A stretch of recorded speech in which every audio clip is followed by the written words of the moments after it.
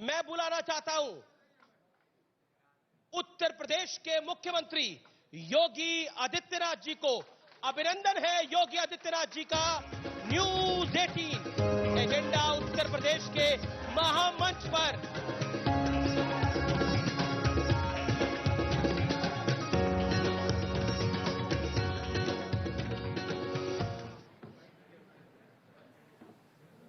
योगी जी, आपका अभिनंदन है, लेकिन सवाल और जवाब का सिलसिला शुरू करने से पहले, क्योंकि ये चुनाव की रणभेरी बच चुकी है, 10 तारीख को नतीजे आएंगे।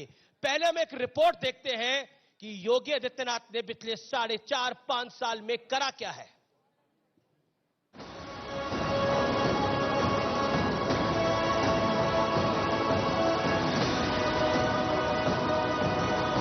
जय जय श्री राम, जय जय श्री राम।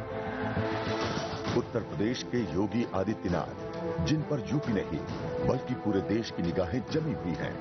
योगी जानते हैं उनके नाम और 5 साल के काम पर प्रदेश की जनता फैसला करेगी। ये वो भी जानते हैं कि एक तरफ वो है और दूसरी तरफ पूरा विपक्ष, लेकिन उनके तेवर में बेबाकीपन बरकरार है। माफिया और आतंकवादियों को पनाह देने वालों को उनकी सीधी चेतावनी है, वो किसी को बख्शने वाले नहीं हैं। पहले की सरकार आतंकवादियों को मुकदमों को वापस लेती थी और हम आतंकवादियों को ठोकने के लिए एटीएस का सेंटर बना रहे हैं। माफिया से निपटने का योगी का बुलडोजर मॉडल अपने आप में अनूठा है। देश में पहली बार है कि माफिया ने जो जमीनें हड़पी उनको छुड़ाकर उन पर जरूरतमंद लोगों के लिए मकान बन रहे हैं। प्रधानमंत्री नरेंद्र मोदी कानून का राज कायम करने के लिए योगी को पूरे नंबर दे रहे हैं। योगी जी की सरकार ऐसे अपराधियों के साथ जेल जेल खेल रही है। लेकिन योगी सिर्फ माफिया को नेस्तनाबूद के नाम पर ही वोट नहीं मांगेंगे, बल्कि उनके पास अपनी सरकार की 5 साल की उपलब्धियों का लंबा चौड़ा रिपोर्ट कार्ड है। भगवान राम की पवित्र नगरी को पीएम के सपने के मुताबिक अंतर्राष्ट्रीय स्तर पर शहर बनाने का काम रफ्तार पर है। काशी का कायाकल्प लोगों ने देख ही लिया है, लिहाजा मथुरा की अनदेखी कैसे हो सकती है। हमने कहा था अयोध्या में प्रभु राम का भव्य मंदिर निर्माण का कार्य प्रारंभ कराएंगे। मोदी जी ने कार्य प्रारंभ करा दिया है ना। और अभी काशी में भगवान विश्वनाथ का धाम भी भव्य रूप से बन रहा है।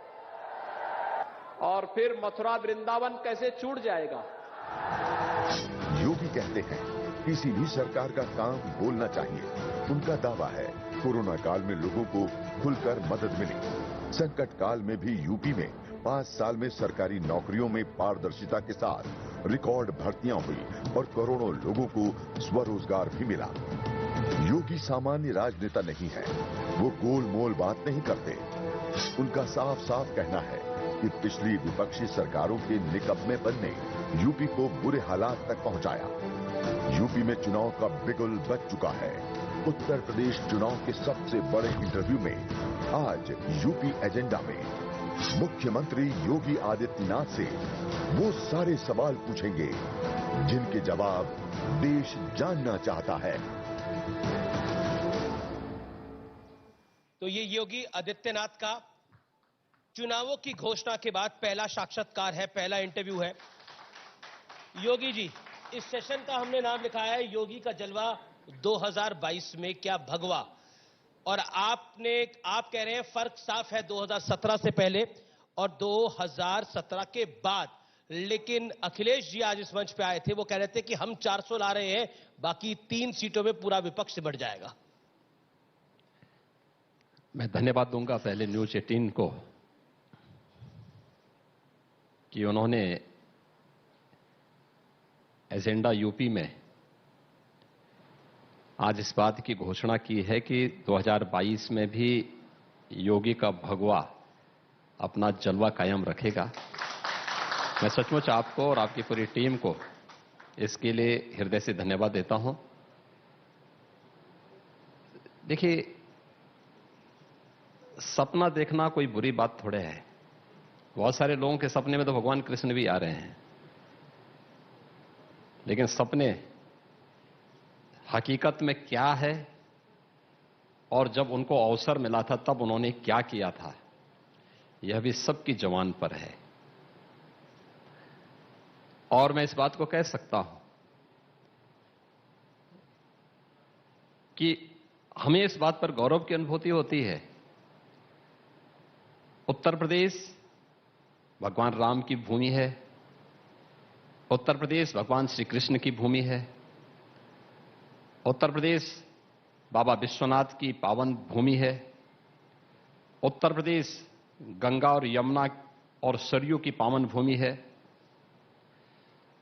और इन सब के लिए अगर सही मायने में किसी ने काम किया है तो भारतीय जनता पार्टी नेतृत्व की सरकार ने किया है।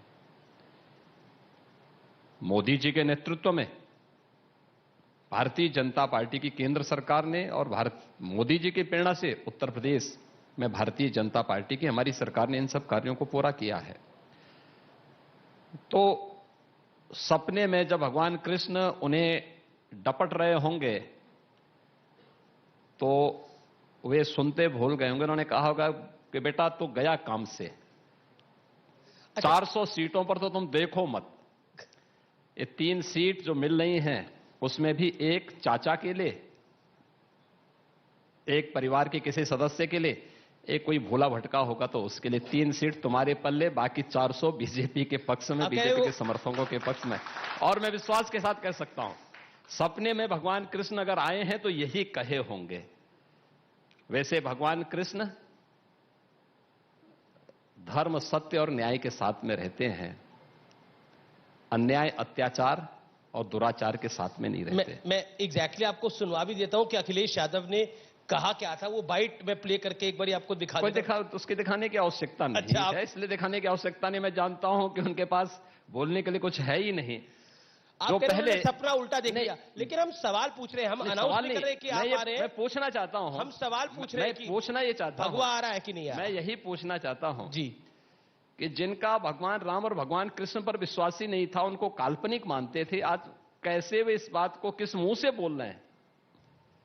इसलिए प्रश्न वहां से होना चाहिए था जब कांग्रेस नेतृत्व की सरकार को बिन मांगे लोग समर्थन दे रहे थे, और जब इन लोगों ने माननीय उच्चतम न्यायालय में शपथ पत्र दाखिल किया था जी कि भगवान श्री राम और भगवान श्री कृष्ण तो ये तो हुए ही नहीं, ये तो एक मिथक हैं। उस समय समाजवादी पार्टी उस कांग्रेस नेतृत्व की सरकार को समर्थन दे रही थी, इन्होंने कभी विरोध नहीं किया। तब भी राम सेतु के लिए कोई लड़ा था तो भारतीय जनता पार्टी लड़ी थी। राम सेतु बचा है, उसके कारण बचा है।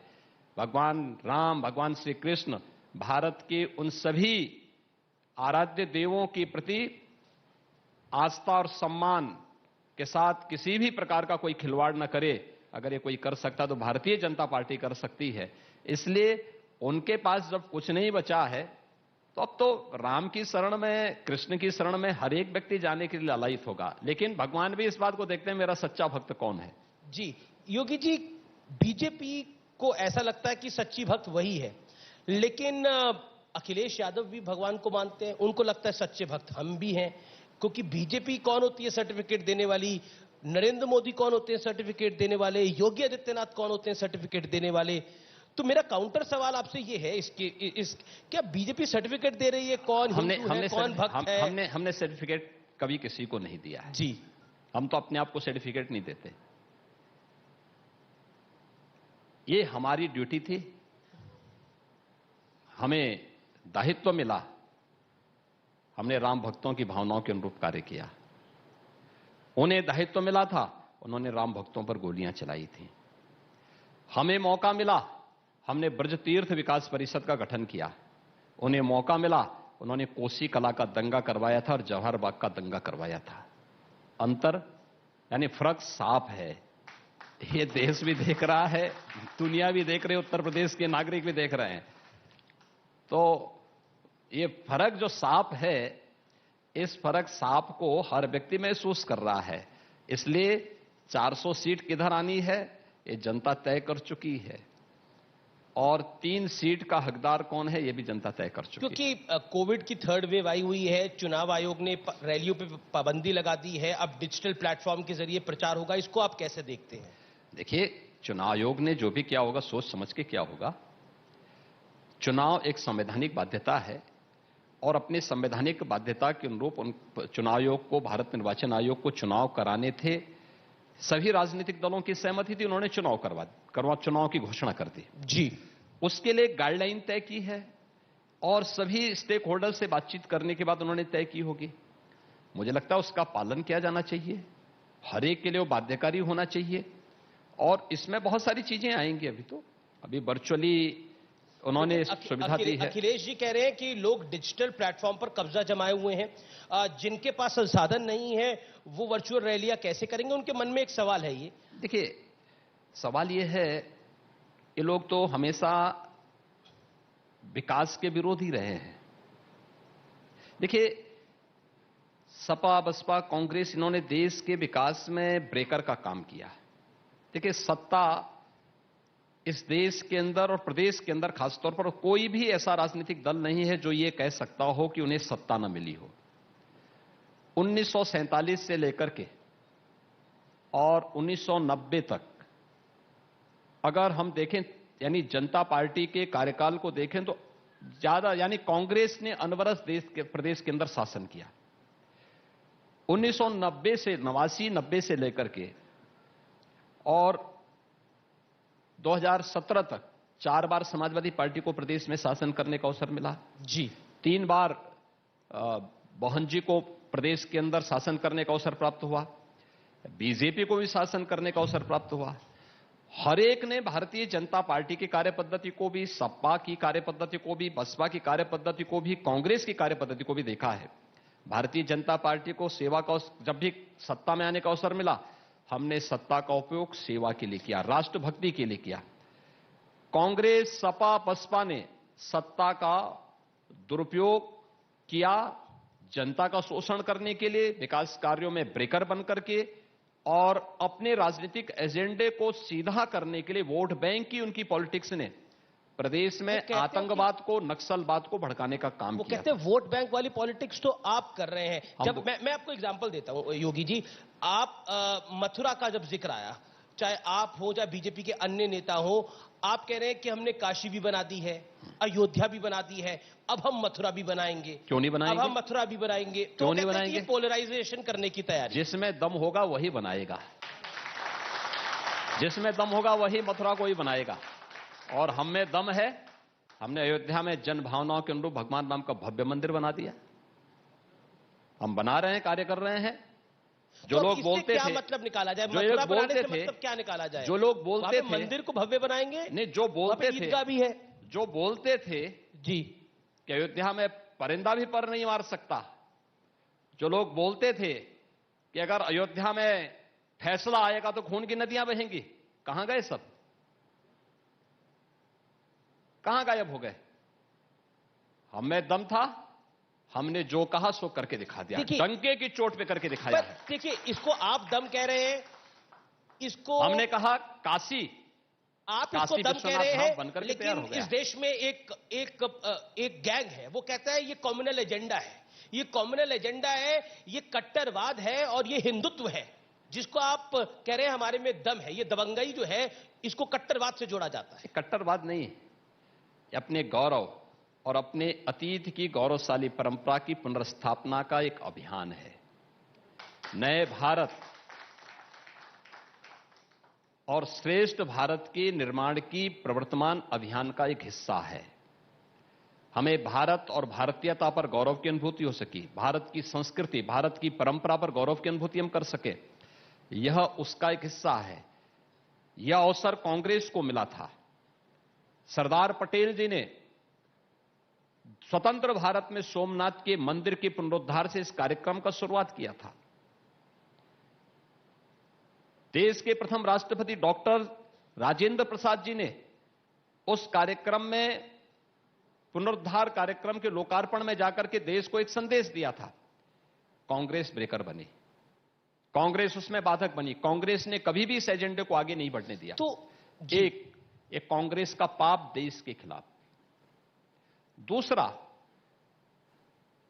1990 के बाद कांग्रेस विरोधी लहर में विभिन्न दलों को सत्ता में आने का अवसर प्राप्त हुआ।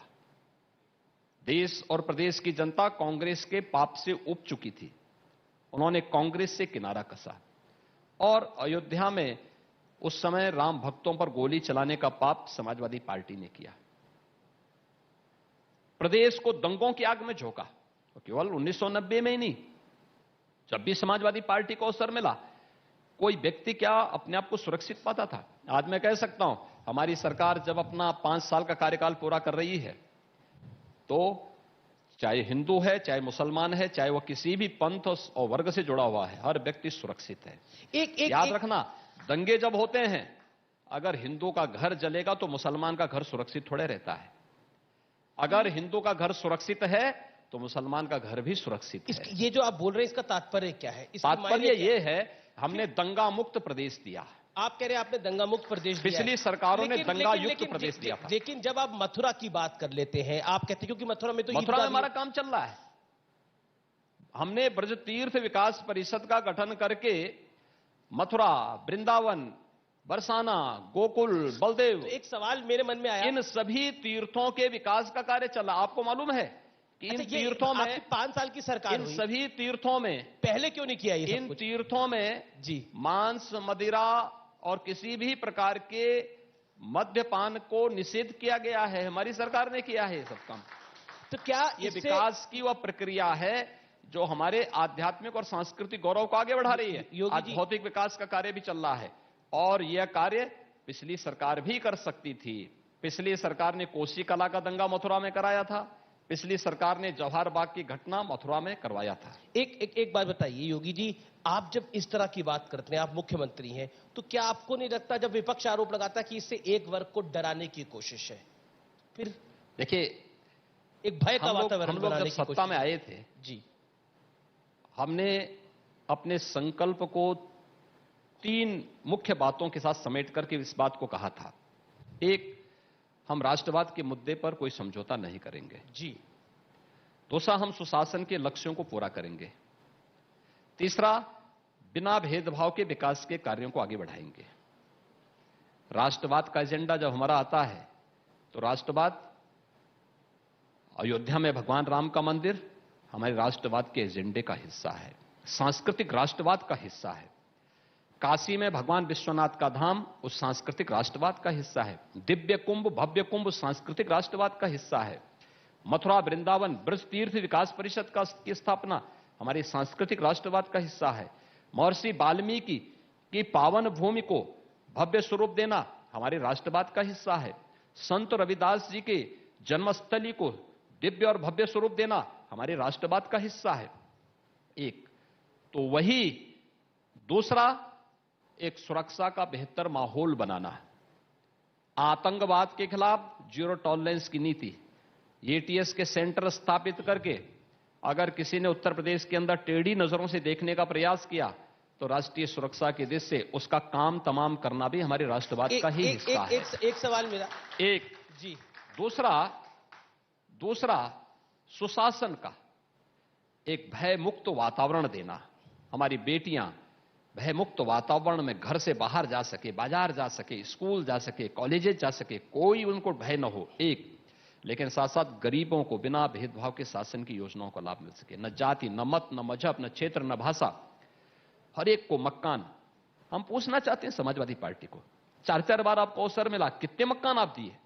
हम पूछना चाहते हैं कांग्रेस को, 40 साल के उत्तर प्रदेश में शासन के दौरान कितने गरीबों को आपने मकान दिया? और मैं कह सकता हूं 40 साल में कांग्रेस ने जितने लोगों को मकान नहीं दिए होंगे, हमने पिछले 4.5 वर्ष के अंदर 43 लाख गरीबों को एक आवास उपलब्ध कराया है। यूपी के अंदर 2 करोड़ 61 लाख लोगों को एक शौचालय उपलब्ध करवाए हैं। लेकिन अखिलेश यादव को लगता है कि ये हमारे सुशासन का भाग है। अखिलेश यादव को लगता है कि भारतीय जनता पार्टी सिर्फ उनके कामों के फीते काटती है।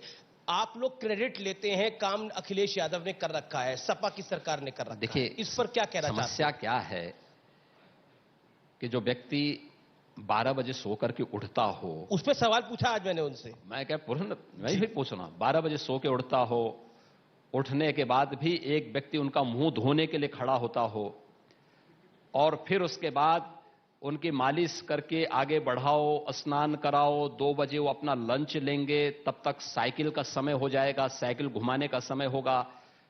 तो जो देखिए कभी कभी नाम का प्रभाव होता है। आप बचपन में जिसको जिस रूप में पुकार देंगे ना, जीवन भर वे लक्षण उसमें दिखते हैं। और मुझे लगता है कुछ लोग हमेशा जिंदगी भर बबुआ ही रहते हैं, उनको कभी वो अपने को प्रौढ़ बनने ही नहीं देना है। वो कहते जब मैं उठूंगा तो मेरे को योगी जी का नंबर दे दीजिएगा अमीश जी, उनसे लेकर, तो मैं उनको फोन करके बता दिया करूंगा मैं उठ गया हूं। नहीं, मैं तो फोन करके बार बार हालचाल पूछता हूं।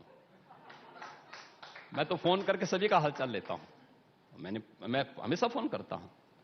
कभी नेताजी का हालचाल लेता हूं, कभी उनका स्वयं का हालचाल लेता हूं, पूछता हूं कि भाई आप, अब मैं जानता हूं कि सुबह देर में उठेंगे इसलिए रात्रि 9 बजे के बाद फोन करता हूं, लेकिन उन लोगों को पता ही नहीं। उसके बाद जब यहां भी आए होंगे, आने के पहले उनका बकायदा 1 घंटा रिहर्सल हुआ होगा। भाई अब विकास के कार्य उनको याद होंगे नहीं, जानकारी होगी भी नहीं, क्योंकि महीने में काफी काम गिराए। मैं क्या करूं ना, 5 साल में अगर उत्तर प्रदेश शासन से जुड़ी भी उनको अगर आप देखेंगे तो कार्यालय में वो शासन के लिए और उत्तर प्रदेश की जनता के लिए कितने दिन कार्यालय बैठे, इसी का वो ले लें उनसे हिसाब, तो बहुत होगा। घुमा फिरा करके आप देखेंगे तो वह कुल मिलाकर के 30 घंटे भी कार्यालय में नहीं बैठे होंगे। 365 यानी प्रदेश के अंदर 5 वर्ष के अपने शासनकाल के दौरान जो व्यक्ति 5 साल के कार्यकाल के दौरान 30 घंटे भी कार्यालय में बैठा हो, टोटल में लाकर के बोल रहा हूं, काम अपने बड़े सारे गिरा के गए आज। मैं क्या कह रहा हूं ना जी, उनको शासन की किसी भी योजना की जानकारी स्वाभाविक रूप से नहीं होगी, तो उनको ये बता दिया जाता है कि भाई ये चीज ये हुआ, ये चीज ये हुआ। अच्छा, फिर उसको जब समझ में नहीं आता तो वो लोग ये बोलते हैं अच्छा ये बोल दीजिए, अंत में कुछ नहीं जी, आप केवल ये बोल दीजिए कि साहब योजना हमारी थी, फीता उन्होंने काटा, क्योंकि वे इस लायक नहीं थे कि फीता काट सके। हम शिलान्यास भी कर रहे हैं और फीता भी काट रहे हैं। ये वही कर सकता है जी, ये वही कर सकता है जिसने विकास की योजना को बनते हुए भी देखा है और उसको लागू होते हुए भी देखा है। योगी जी, एक सवाल इस समय देश के मन में है कि योगी आदित्यनाथ चुनाव कहां से लड़ेंगे, क्योंकि मथुरा वृंदावन की बात हुई तो एक आपके सांसद हैं, उनको भी भगवान कृष्ण का सपना आया कि आप वहां से चुनाव लड़ें। तो योगी आदित्यनाथ चुनाव कहां से लड़ने वाले हैं? अयोध्या से लड़ने वाले हैं, मथुरा से लड़ने वाले हैं, गोरखपुर से लड़ने वाले हैं, कहां से लड़ने वाले हैं? देखिए, जब कंस की मूर्ति लगाने वालों के सपने में भगवान कृष्ण आ सकते हैं जी, तो कृष्ण अपने भक्तों के सपने में क्यों नहीं आएंगे? तो मैं क्या समझूं इसका इशारा? और नहीं, मैं वही कह रहा हूं ना जी। नहीं, सपना भाजपा के सांसद के सपने में तो भगवान कृष्ण आए होंगे, क्योंकि वह कृष्ण के ही भक्त हैं। लेकिन कंस की मूर्ति लगाने वालों के सपने में जब भगवान कृष्ण आ रहे हैं तो मैं यही कहना चाहता हूं, देखिए यह पार्टी का, जहां से पार्टी को उचित लगेगा और पार्टी जहां से कहेगी हम लोग वहां से चुनाव लड़ेंगे। ये पार्टी का मामला है, पार्टी इसको तय करती है, पार्टी का संसदीय बोर्ड तय करता है और हम लोग उसको मानते हैं, उसको लागू करेंगे। तो आपको भी हाल फिलहाल में कोई सपना आया कि नहीं आया? नहीं, हम तो रोज उसी सपने में जीते हैं जी, उत्तर प्रदेश की 25 करोड़ जनता की खुशहाली का जो कारक बन सके, उत्तर प्रदेश के विकास को देश के सामने एक नए मानक के रूप में प्रस्तुत कर सके, सुशासन, विकास और राष्ट्रवाद के मुद्दों को आगे बढ़ाना, यही हमारा सपना था। उसको हमने ईमानदारी से आगे बढ़ाया है। एक मुद्दा आया पीछे जिसमें प्रधानमंत्री की सुरक्षा में पंजाब में बहुत बड़ी सेंध लगी।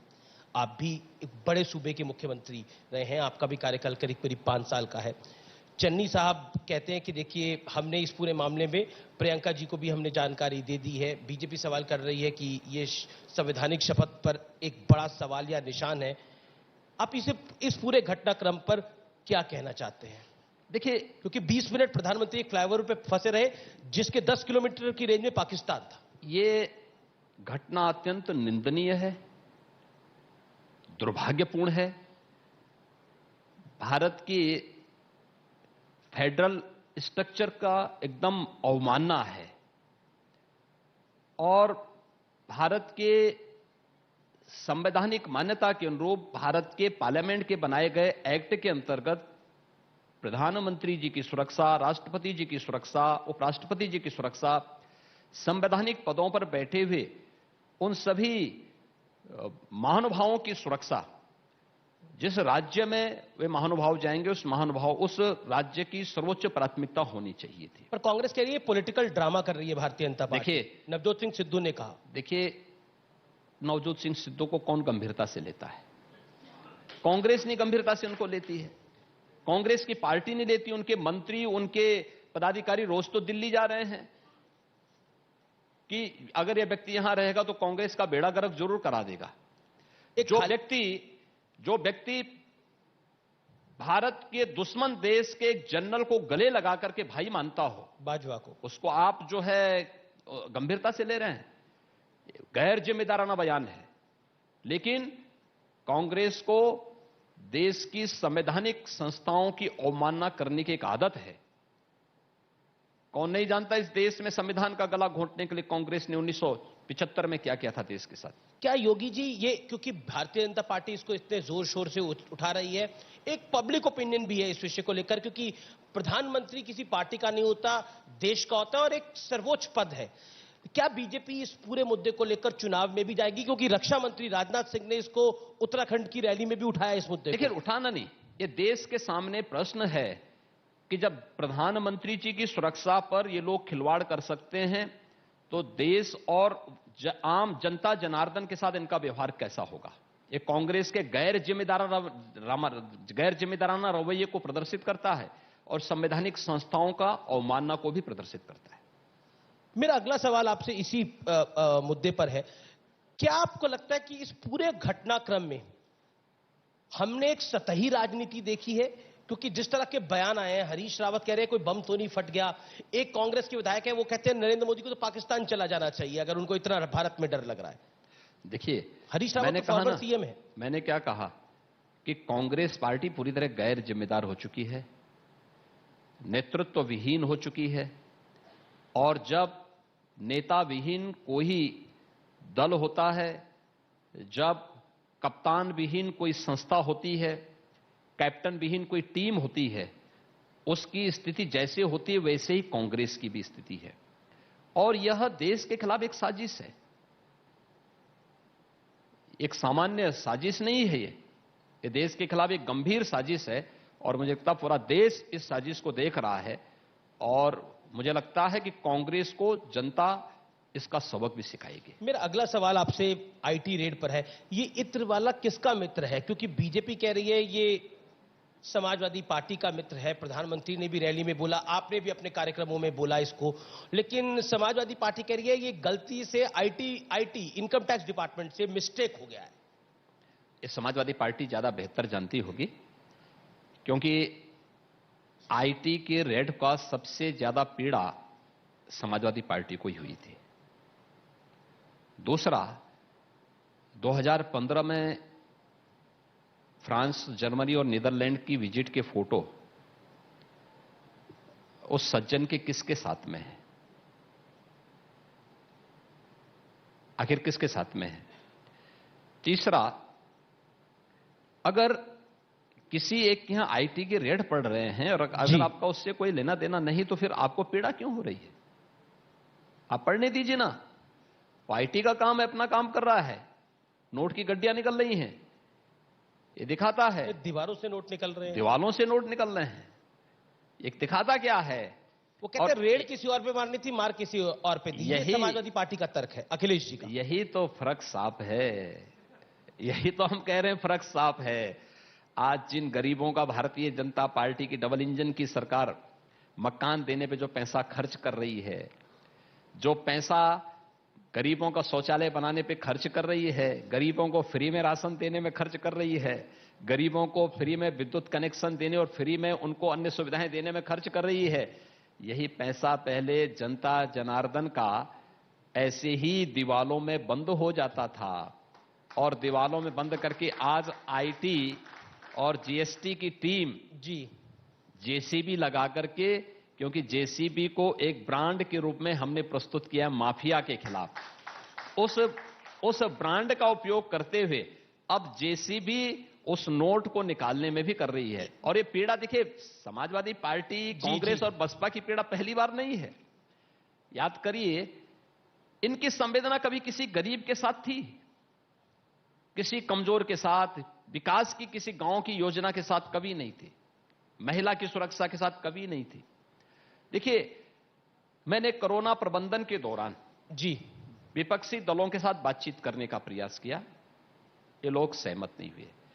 हमने एक बार विधानसभा में एक प्रस्ताव रखा कि हम सस्टेनेबल डेवलपमेंट गोल को लेकर के एक लंबी चर्चा करें और पूरा विधानमंडल उसका एक ठोस एजेंडा तैयार करें और मिलकर के प्रदेश के अंदर ये सस्टेनेबल डेवलपमेंट गोल, गरीबी हटाओ यानी गरीबी के पूरी तरह समाप्त करने के लक्ष्य को प्राप्त करने के लिए प्रधानमंत्री जी की प्रेरणा थी, इन पे चर्चा की जानी चाहिए और इस पर चर्चा करके हम लोग एक व्यवस्थित कार्ययोजना बनाकर उसको इंप्लीमेंट करें और इसमें दलीय सीमाओं से उठकर काम होना चाहिए। मैं आश्चर्य करूंगा कि हमने इस बात को सर्वदलीय बैठक में मैंने स्वयं प्रस्ताव रखा और मैंने उनसे इस बारे में कहा कि हमें गरीबी को पूरी तरह समाप्त करने के लक्ष्य को प्राप्त करना, गुणवत्ता युक्त शिक्षा के लिए, उत्तम स्वास्थ्य के लिए, प्रदेश में एग्रीकल्चर के माध्यम से किसानों की आय को दोगुने से अधिक करने के लिए,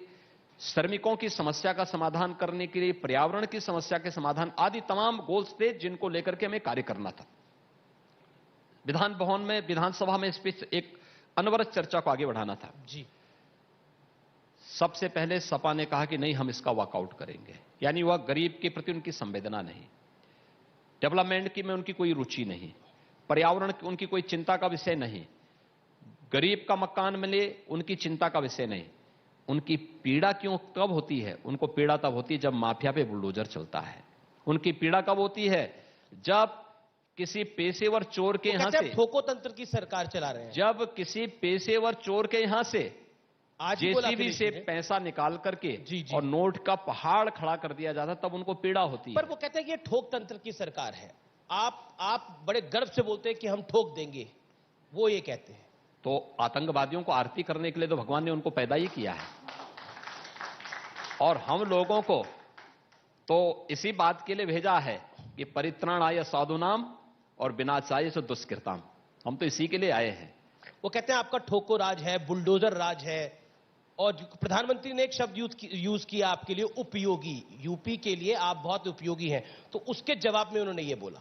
मैंने कहा ना, उत्तर प्रदेश की 25 करोड़ जनता के हित के लिए जो आवश्यक होगा सरकार वो काम कर रही है। सरकार ने वो काम किए हैं और उत्तर प्रदेश के लिए जो अच्छा होगा भारतीय जनता पार्टी की सरकार वही कार्य करेगी। क्योंकि वो कहते हैं वो जो उनका इत्र है, वो जो बीजेपी नफरत फैला रही है उसको समाप्त कर देगा, जो परफ्यूम वो लेकर आए हैं। ये इत्र ही प्रदेश की बददुआ की एक संताप झेलने के लिए इनको मजबूर किया है और यह इत्र नहीं, अब ये समाजवादी पार्टी का बदबू जनता भी इससे नफरत कर रही है। चलिए अगली बात मैं हिंदुत्व की कर लेता हूं, क्योंकि आप सिर्फ मुख्यमंत्री नहीं है, आप महंत भी हैं, एक योगी भी हैं। हिंदू और हिंदुत्व पे इस देश में एक बहुत बड़ी बहस राहुल गांधी ने खड़ा करने का प्रयास किया है, इस पर आप क्या कहना चाहते हैं? राहुल जी हिंदू अलग है, हिंदुत्व अलग है। राहुल जी जब विदेश में जाते हैं तो भारत को कोसते हैं, केरल में जाते हैं तो अमेठी की जनता को और उत्तर प्रदेश वासियों को कोसते हैं। राहुल जी पे कोई विश्वास करता है क्या? कोई उन्हें गंभीरता से लेता है क्या? उन्हीं की पार्टी नहीं गंभीरता से ले रही है, उन्हीं की पार्टी उन्हें गंभीरता से नहीं ले रही है, तो देश क्यों उन्हें गंभीरता से लेगा? आपने कह दिया वो एक्सीडेंटल हिंदू हैं, वो तो जनेऊधारी हिंदू बोलते हैं अपने आप को। तो हमने कहा ना कि वक्त के साथ ये लोग बदलते हैं, वक्त के साथ। आज इस देश की सांस्कृतिक राष्ट्रवाद के प्रवाह ने इन सबको जनेऊ पहनने के लिए मजबूर कर दिया है और अयोध्या में राम राम कहने और मथुरा वृंदावन में राधे राधे कहने के लिए मजबूर कर दिया है, काशी में हर हर महादेव कहने के लिए मजबूर कर दिया है। आप अयोध्या, काशी, मथुरा सब ले ये हमारे सांस्कृतिक राष्ट्रवाद की विजय है। और मैं कह रहा हूं, आप देखना कि बहुत सारे लोग अभी ऐसे होंगे जो अभी कुछ समय के बाद ये सब इसी प्रवाह के राही बनते हुए दिखाई जी देंगे। मेरे हमारे साथ यहाँ पर एक कन्हैया मित्तल भी हैं, इनका गाना बड़ा वायरल हो रहा है और ये बहुत जिसे कहते हैं काफी खाटू श्याम के बड़े भजन करते हैं, आपको भी बहुत पसंद करते हैं, ये कुछ कहना चाहते हैं, कुछ सुनाना भी चाहते हैं, बताइए। हले प्रणाम। जो राम को लाए हैं हम उनको लाएंगे, जो राम को लाए हैं हम उनको लाएंगे, यूपी में फिर से हम भगवा लहराएंगे, यूपी में फिर से हम भगवा लहराएंगे। योद्धा भी सजा दी है, काशी भी सजा दी है, योद्धा भी सजा दी है, काशी भी सजा दी है। घनश्याम कृपा कर दो, घनश्याम कृपा कर दो, मथुरा भी सजाएंगे, घनश्याम कृपा कर दो, मथुरा भी सजाएंगे। ऊपर से नहीं है हम, अंदर से राम के हैं, ऊपर से नहीं है हम, अंदर से राम के हैं। बस इसीलिए योगी बंदे कमाल के हैं, इसीलिए योगी बंदे कमाल के हैं। ये बात सच्ची है तो आपको भी मेरे साथ गाना है। जो राम को लाए हैं हम उनको लाएंगे, जो राम को लाए हैं हम उनको लाएंगे।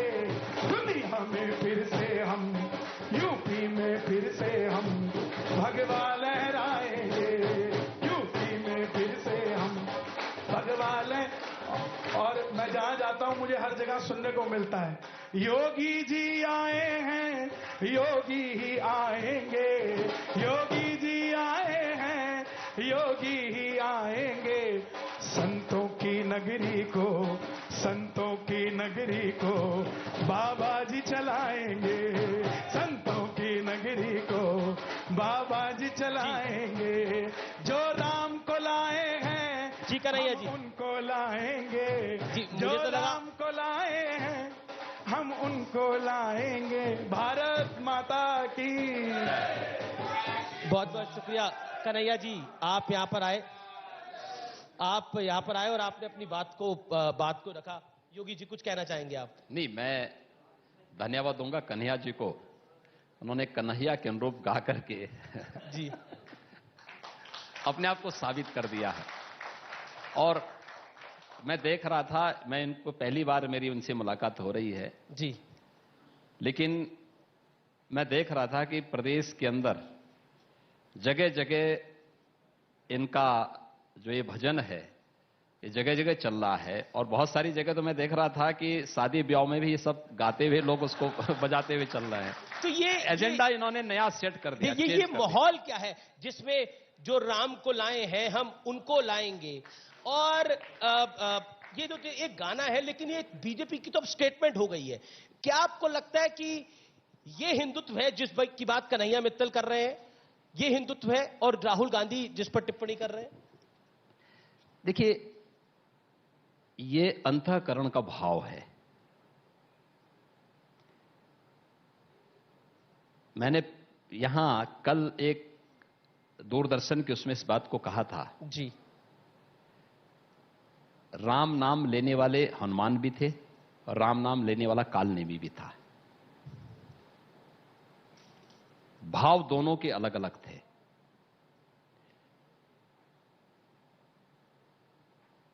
हनुमान जी का जन्म किस परंपरा के साथ हुआ था हर व्यक्ति जानता है, लेकिन वह लोक पूज्य हो गए। लेकिन और राम को अंतःकरण से जो भजेगा, राम के काज को जो अंतःकरण से आगे बढ़ाएगा, वो यशस्वी होगा।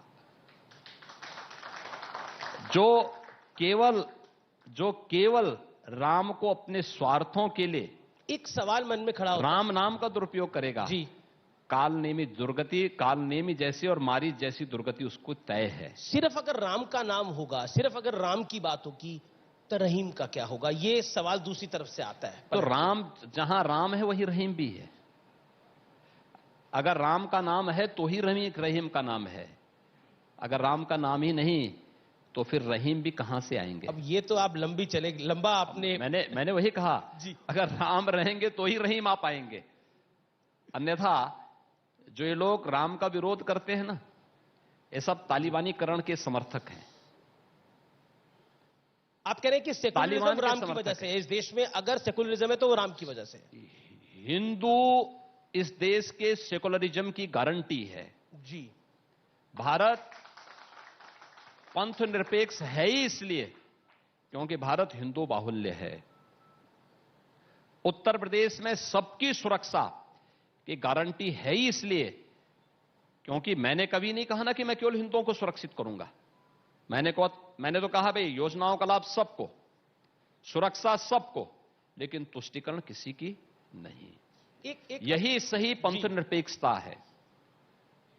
अगर हम अवैध बूचड़खाने बंद कराते हैं तो यह प्रदेश की 25 करोड़ जनता को बीमारी से बचाने का एक अभियान का हिस्सा है और 25 करोड़ जनता की आस्था के सम्मान का भी प्रश्न है। केंद्र सरकार एक फैसला ले रही है जिसमें 21 साल लड़कियों की शादी की भी उम्र होगी। उसको लेकर समाजवादी पार्टी के सांसद है एसटी हसन, उन्होंने बोला है कि बच्ची समझदार तो 16 साल की उम्र में हो जाती है, शादी की उम्र क्यों 21 करनी चाहिए। अबू आजमी ने तो एक ऐसी बात कही जो मुझे इस मंच पे बोलने में भी बहुत शर्मिंदगी हो रही है। उन्होंने बोला कि बेटी बहन अगर घर में अकेली भी हो तो अकेली बेटी के साथ भी मत रहो, शैतान कभी भी सवार हो सकता है। देखिए, ये उनकी मानसिकता है। समाजवादी पार्टी का संस्कार यही है। आधी आबादी के बारे में शकीफुल रहमान वर्क का आपने अभी उल्लेख किया ही नहीं। एसटी हसन और अबू आजमी, मैं क्या कर रहा हूं, ये तो आखिर ये तो समाजवादी पार्टी के चेहरे हैं। शकीफुल रहमान वर्क जो तालिबान का समर्थन करता है, एसटी हसन जो बालिकाओं के बारे में, अबू आजमी जैसे मोहरे नमूने हैं जो बेटियों के बारे में इस प्रकार का वक्तव्य देते हैं और समाजवादी पार्टी इनको ढो रही है। सच्चाई क्या है? समाजवादी पार्टी के यही सही प्रवक्ता हैं और समाजवादी पार्टी का यही चेहरा है। आधी आबादी ही नहीं, पूरे प्रदेश की सुरक्षा को दांव पे लगाने वाली ये पार्टी है और प्रदेश की सुरक्षा के साथ विश्वासघात करने वाली पार्टी। मैं अब आपको एक ओवैसी साहब की बाइट दिखाता हूं। ओवैसी साहब कह रहे हैं, क्या आप सुनिए और इसका जवाब दीजिए। ओवैसी साहब की बाइट को प्ले करते हैं। मुख्यमंत्री नहीं रहेगा,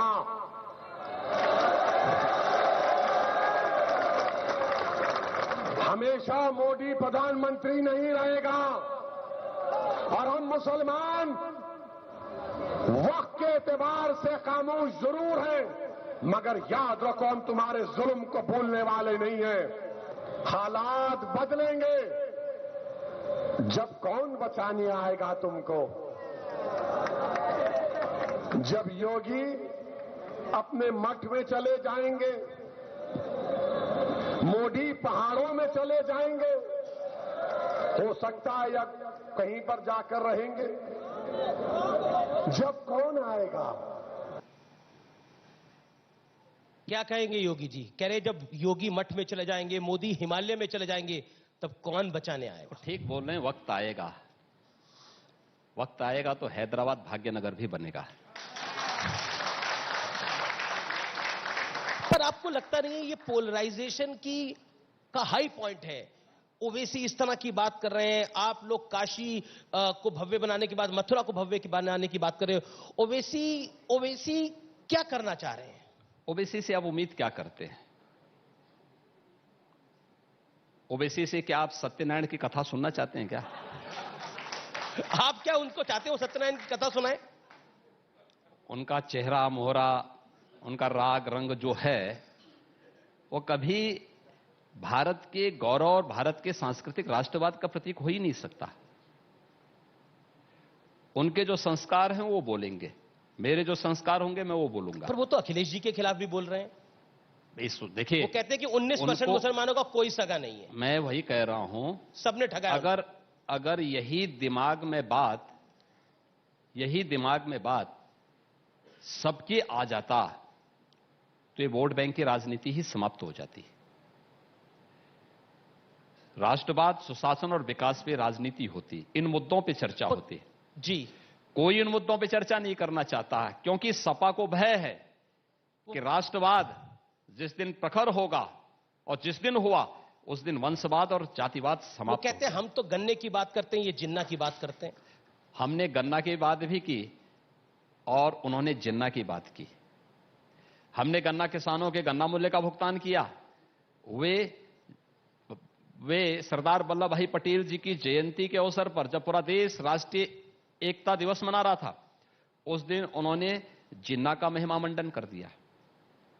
यानी तुलना तो देखिए, एक भारत के अखंडता का प्रतीक सरदार वल्लभ भाई पटेल है और एक भारत के विखंडन के लिए दोषी जिन्ना है। दोनों की तुलना नहीं हो सकती।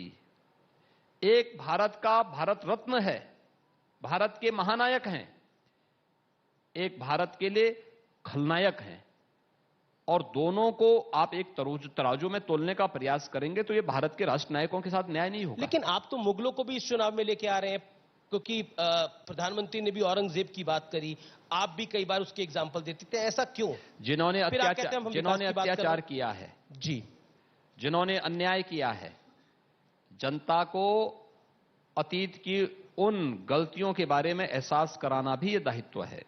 और यही बात कही गई, काशी किस किस के अत्याचार का शिकार नहीं हुई? क्या औरंगजेब ने बाबा विश्वनाथ के मंदिर को तोड़ने का कार्य नहीं किया था, अपवित्र करने का कार्य नहीं किया था? क्या बाबर ने अयोध्या में राम जन्मभूमि को अपवित्र नहीं किया था? कौन इसको भूल सकता है? और मुझे लगता है कि अतीत को विस्मृत करके हम गौरवशाली भविष्य की नींव नहीं रख सकते। बिल्कुल आखिरी दौर की ये बातचीत है। आप देवबंद के अंदर, ये सवाल है, आपने कहा कि पहले की सरकार आतंकवादियों के मुकदमे वापस लेती थी, हम आतंकवादियों को ठोकने के लिए एटीएस सेंटर बना रहे हैं, लेकिन एटीएस का सेंटर बनाने के लिए देवबंद को ही क्यों चुना? देखिए, हम लोग हर उस स्थल पर जो राष्ट्रीय सुरक्षा के प्रति संवेदनशील है जी, वहां पर हम लोग अपने एक पूरे एक व्यवस्थित एजेंडे को के तहत राष्ट्रीय सुरक्षा को ध्यान में रख करके अपने इस कार्यक्रम को आगे बढ़ा रहे हैं। और देवबंद भी है, क्योंकि देवबंद वह एक सेंटर है। हमारे तमाम बॉर्डर स्टेट तो आते ही हैं, अन्य देश से भी काफी महत्वपूर्ण और संवेदनशील क्षेत्र होने के नाते हमारा एटीएस का सेंटर वहां पे बन रहा है। पर जगह के ऊपर ही तो विवाद है। जगह इसलिए जो हमारे लिए उपयुक्त होगा, राष्ट्रीय सुरक्षा की दृष्टि से महत्वपूर्ण होगा। देवबंद में राष्ट्रीय सुरक्षा को खतरा आप मान रहे हैं? मैं क्या कह रहा हूं, जहां से भी हमें किसी भी एंटी नेशनल एलिमेंट को निशाना बनाने के लिए, जो भारत की सुरक्षा में सेंध लगाने के लिए आया, जहां से हमें उपयुक्त जगह मिलेगी, हम वहीं पे सेंटर बनाएंगे, और हमने इसलिए बनाया। अगला सवाल बिल्कुल आखिरी दौर की बातचीत है। अजय मिश्रा टेढ़ी के प्रचार करेंगे बीजेपी के लिए? मुझे लगता है कि जो भारतीय जनता पार्टी का हर कार्यकर्ता भारतीय जनता पार्टी के लिए प्रचार करेगा। पर उनके बेटे पे बड़े सारे गंभीर आरोप हैं। देखिए, उसमें नियमानुसार जो कार्रवाई होनी थी, वो कार्रवाई नियमानुसार हुई है। अगला सवाल मेरा, ब्राह्मणों को लेकर इस बार बड़े सारे सम्मेलन हुए, ब्राह्मण बीजेपी को क्यों वोट डालेगा? क्योंकि इस बार सपा और बसपा कह रही है कि ब्राह्मण शंख बजाएगा और बीजेपी को हराएगा। देखिए, ये लड़ाई उससे बहुत आगे जा चुकी है जी। ये लड़ाई अब 80 बनाम 20 की हो चुकी है। लड़ाई 80-20 क्यों? 80-20 की, ओवैसी कहते हैं 19। मैं क्या कह रहा हूं, 80-20 की। जो राष्ट्रवाद, सुशासन और विकास का पक्षधर है जी, ऐसे 80% से अधिक लोग भारतीय जनता पार्टी के कमल फूल पर अपना बटन दबाएंगे। और जो लोग राष्ट्रवाद, विकास और सुशासन के विरोधी हैं, माफिया समर्थक हैं, अपराधी समर्थक हैं, पेशेवर दंगाइयों का साथ देते हैं, भ्रष्टाचारियों का साथ देते हैं, भारत विरोधी तत्वों को गले लगाते हैं, किसान विरोधी हैं, गांव विरोधी हैं, बेटियों की सुरक्षा के विरोधी हैं, वह 15 से 20% लोग अपना राह अलग बनाएंगे। और इसलिए 80 बनाम 20 के इस चुनाव में ब्राह्मण ही नेतृत्व देगा, समाज का प्रबुद्ध समाज ही नेतृत्व देगा। ब्राह्मण का मतलब जाति नहीं, प्रबुद्ध समाज से है, और प्रबुद्ध समाज ही नेतृत्व देकर के डबल इंजन की सरकार को फिर से यूपी में लाने का कार्य करेगा। आपने बेटियों की बात करी तो प्रियंका गांधी कह रही है लड़की हूं, लड़ सकती हूं, तो क्या देखते हैं आप? और ठीक ही बात है। थोड़ा राजस्थान और पंजाब के अंदर होने वाली घटनाओं के बारे में बोल देते, और थोड़ा अपने पिछले अतीत को भी देख लेते। जो तंदूरी की घटना दिल्ली में हुई थी, उस समय कांग्रेस के ही एक नेता ने किस तरीके से एक महिला के साथ क्या, नैना साहनी मर्डर केस, किस प्रकार का व्यवहार किया था। इन लोगों को थोड़ा उसकी तरफ भी देखना चाहिए। अच्छा, और कांग्रेस के बारे में आपका आकलन क्या है यूपी के अंदर? देखिए, कांग्रेस मुझे लगता है कि उत्तर प्रदेश में आईसीयू में पड़ी हुई है और प्रियंका जी तो बड़ी मेहनत कर रही है, राहुल जी भी आए थे अमेठी अभी। ठीक बात है भाई, जब आईसीयू में कोई पड़ा रहता तो उसके लिए तो अंतिम समय में मेहनत करनी पड़ती होती। जी चलिए योगी जी, आपने काफी समय दिया, लेकिन फाइनल नंबर तो आपसे मैं लूंगा, हमेशा मैं लेता हूं। आपने गोरखपुर में एक बार कहा था, आपका मैं इंटरव्यू करा था कि इस बार बहुत बड़ी जीत होगी भारतीय जनता पार्टी की। अब क्योंकि चुनाव है और नतीजे 10 मार्च को आएंगे, दूध का दूध और पानी का पानी हो जाएगा। होली भगवा रंग की होगी या लाल रंग की होगी, ये तो समय बताएगा। मैं आपसे जानना चाहता हूं, आपका नंबर क्या है? अखिलेश जी तो 400 बोल गए। मैंने कहा ना, मैं पहले भी कह रहा था, भारतीय जनता पार्टी लोकतंत्र में विपक्ष को भी चाहती है और स्वस्थ लोकतंत्र को आगे बढ़ाना चाहती है। भारतीय जनता पार्टी 325 प्लस का लक्ष्य प्राप्त करेगी, कोई संदेह नहीं होगा। हां, अच्छा, आप 400 तक नहीं जा रहे हैं? आप 400 तक नहीं जा रहे अखिलेश जी? मैंने कहा ना भाई, जो वास्तविक संख्या होगी हम बोलेंगे, क्योंकि हमें मालूम है कि 10 मार्च के बाद जब शपथ ग्रहण होगी तो भारतीय जनता पार्टी की सरकार यहां पे बनेगी। उस समय हम लोग बोल सकेंगे कि देखो, हमने तो ये कहा था ना, वो पूरा हुआ। उन लोगों को उस समय मुंह छुपाने की स्थिति होगी नहीं। जब उनको बोलना ही नहीं तो इस समय बोल दो। मैं तो आश्चर्य होता है कि वो तो लिख के लेके आए होंगे अखिलेश जी, तो उन्होंने 400 बोल दिया। वो बीजेपी का संकल्प पत्र क्या कह रहा हूं ना? जी जी।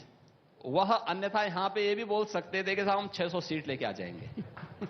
तो यूपी में 600 सीट पाने वाले लोग हैं ये लोग। वेस्टर्न यूपी पर आप क्या कहना चाहते हैं? वेस्टर्न यूपी में इस बार जयंत चौधरी और अखिलेश एक साथ हैं। देखिए, वो 2019 में सभी एक थे, सपा, बसपा, कांग्रेस, लोकदल, ये सब एक थे, सभी एक साथ थे। वेस्टर्न यूपी की जनता ने इस बात को देख लिया है, वेस्टर्न यूपी में कौन सुरक्षा दे सकता है, कौन विकास करा सकता है। किराना के प्लान को कोई भूला नहीं है, मुजफ्फरनगर के दंगों को कोई भूला नहीं है। मुजफ्फरनगर के जब दंगे हो रहे थे तब सपा दंगा करवा रही थी और आरएलडी मौन बनकर के तमाशबीन बनी हुई थी। क्या ये वेस्टर्न यूपी के लोग भूल जाएंगे जो नौजवान लड़के मारे गए थे वहां पर? आपको लगता है जाट मुसलमान एक साथ नहीं आएगा वेस्टर्न यूपी के अंदर? जाट प्लस मुसलमान, मैं क्या कह रहा हूं ना, वेस्टर्न यूपी में हर व्यक्ति तय कर चुका है, सुरक्षा जो सरकार देगी, पलायन जो सरकार रोकेगी, हम उसके साथ होंगे। और भारतीय जनता पार्टी ने सुरक्षा और पलायन के मुद्दे को, किराना में वापस फिर से लोग आ गए हैं। मेरे पिछले विजिट में मैं किराना स्वयं गया था, मैंने वहां भी एक पीएससी का सेंटर दिया है। पीएससी का एक पूरी बटालियन ही मैंने वहां बिठा दी है जी। और किराना पलायन नहीं होगा, किराना एक व्यापारिक केंद्र के रूप में फिर से उभर रहा है। यानी 25 वर्ष के बाद किराना में फिर से एक नया पेट्रोल पंप भी लगा है अभी। देखिए अंतर, ये फर्क साफ है, फर्क साफ है। चलिए, अब तो पता लगेगा कि 10 तारीख को क्या नतीजे आएंगे। योगी जी, आपने इतना समय दिया हमें, आपका बहुत बहुत शुक्रिया, बहुत बहुत धन्यवाद। न्यूज़ 18 एजेंडा उत्तर प्रदेश मंच पे आने के लिए बहुत धन्यवाद मुख्यमंत्री जी। 5 राज्य 690 सीट।